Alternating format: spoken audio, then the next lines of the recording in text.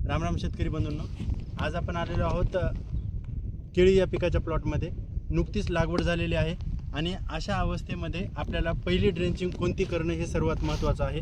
तर यासाठी अशी ड्रेंचिंग केली पाहिजे जेणेकरून मुळांचा चांगल्या पद्धतीने विकास व्हावा व झाड लवकर सेट व्हावं. यासाठी एक जबरदस्त ड्रेंचिंग मी तुम्हाला सांगणार आहे. तर यासाठी वापरायचं आहे व्हॅलॅग्रो या कंपनीचा रॅडीफार्म. जो काही या पांढऱ्या मुळांचा विकास आहे, सुरुवातीच्या अवस्थेमध्ये पांढऱ्या मुळांचा विकास हा अतिशय महत्त्वाचा असतो. अशा अवस्थेमध्ये पांढऱ्या मुळांचा विकास हा झपाट्याने करते.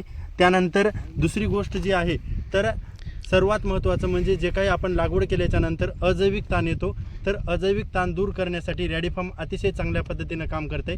आणि तिसरा फायदा असा, जे काही वातावरणाचा बदल आहे, वातावरणाचा बदलचा विपरीत परिणाम जो काही पिकावर होणार आहे त्यापासून मुक्ती मिळण्यासाठी रॅडीफार्म अतिशय चांगल्या पद्धतीनं काम करते.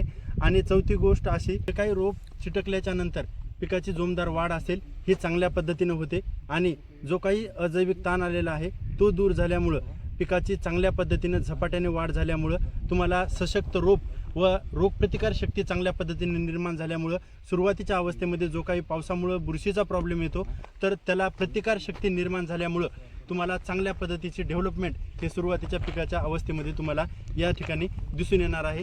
रॅडीफार्मचा डोस आहे, व्हॅलॅग्रो या कंपनीचं रॅडीफार्म 500 ml प्रति एकर वापरायचं आहे. पूर्णपणे जवळपास 1 एकर जे काही केळीचं रोप आहे त्या रोपांसाठी. धन्यवाद.